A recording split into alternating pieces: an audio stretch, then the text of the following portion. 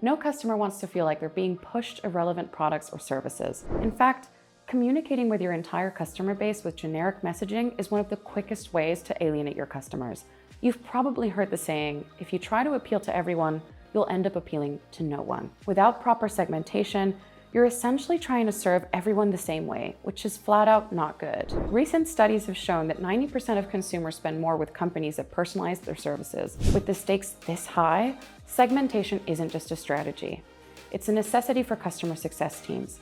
It's the blueprint for tailoring your approach, maximizing efficiency, and delivering real value to your customers. So with that in mind, let's unpack the essential elements of customer segmentation and how you can implement them in your CS strategy. When we talk about segmentation and customer success, we often hear about different types of segmentation. However, it's really not about choosing just one type. It's about understanding how they all work together to create a holistic view of your customer base. Let's break down the key types. Demographic segmentation is your foundation. This includes age, gender, industry, annual revenue. Here's a scenario.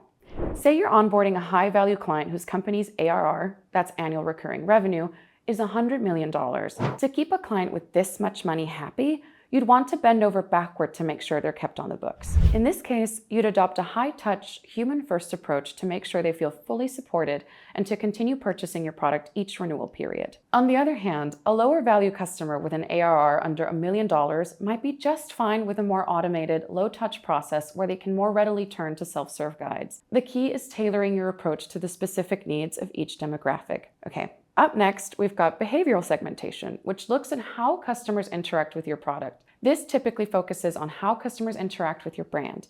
We can get a good sense of what our customers want by looking at their purchase history, engagement level, and product usage. This type of segmentation helps you identify your most valuable customers, understand their preferences, and predict future behavior. You can even use it to prevent churn by recognizing when customers might be losing interest. For instance, if a customer hasn't engaged with your brand in a while, you could send them a personalized discount or incentive to bring them back into the fold. You can get a clear picture of what your customers are doing inside your product by looking at their usage patterns, feature adoption rates, support ticket frequency, engagement levels, and the time since their last login. Segmenting based on behavior means you're not just reacting, you're being proactive. All right, now on to the next jewel in the segmentation crown. Psychographic segmentation. This is all about understanding customers' values, attitudes, and lifestyle choices. This segmentation is useful for creating experiences that truly resonate with your audience. For example, a subscription-based travel company might segment its customers based on preferred travel styles, offering personalized recommendations that match their interests. Understanding what motivates your customers can help your brand connect with them on a deeper level and deliver real, lasting value. Geographic segmentation is exactly what it sounds like, dividing customers based on location. This is especially useful when tailoring campaigns or product offerings for specific regions. Say you're sending out a New Year's email to your global customer base. Geographic segmentation ensures it lands in their inboxes at the right time, no matter their time zone. Or, if you're running location-based promotions, you can target customers with region-specific offers to drive local engagement. Without the right data, segmentation really is just guesswork, pure and simple. That's why successful CS teams rely heavily on data to inform their segmentation strategies. You need to track and analyze product usage metrics, customer health scores, NPS and other satisfaction metrics, support ticket patterns, and revenue and growth metrics. But of course, use this data to validate your segments and adjust them as needed. All right, let's look at a few ways customer success teams are using segmentation in practice. Lots of companies use customer behavioral data to send personalized emails based on their preferences, which allows them to demonstrate continual brand value without appearing overly salesy. If you're looking to show the value of your CS team and drive upsells, you can segment your customer base to show customized product offerings. Psychographic segmentation can allow you to create a line of products to target specific customer segments. Or take restaurants with membership accounts. These national chains can use location-based promotions to send nearby customers time-sensitive promotions to drive foot traffic. How do they do this? Geographic segmentation. But segmentation isn't just about throwing new products in the customer's face.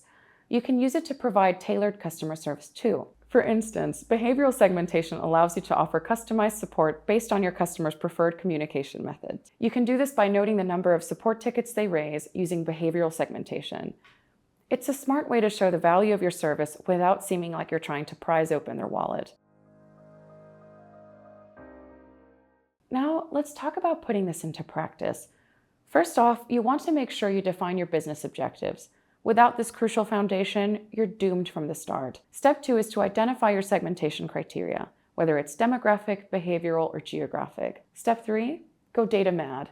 Collect data from every feasible customer interaction, survey, or analytics tool to give you the most complete picture of that customer as possible. Step 4, analyze the data to identify meaningful segments. Really lean on automation and AI to do the legwork of this step. It'll free up so much time and highlight connections your human brain might miss. And finally, step 5, refine and test your segmentation framework, adjusting as you go to ensure it's delivering the results you need. With this in mind, your segmentation strategy should be flexible enough to evolve as your business grows and changes.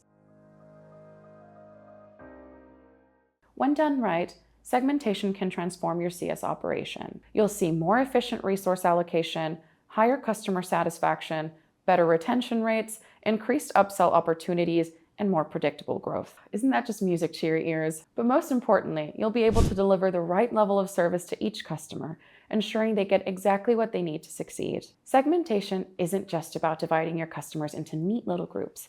It's about understanding who they are, what they value, and how you can help them succeed. So as you think about your role, ask yourself, how can I start tailoring my approach today to create a better experience for every customer? When you implement these strategies, you're not just growing your business, you're building relationships that last. Thank you for watching. Don't forget to like and subscribe. If you found this video useful, it's just the tip of the iceberg. We've got a ton more customer success resources for you over at customersuccesscollective.com. Articles, podcasts, ebooks, reports, templates, you name it. Dive in and expand your CS knowledge. Thanks for watching and see you next time.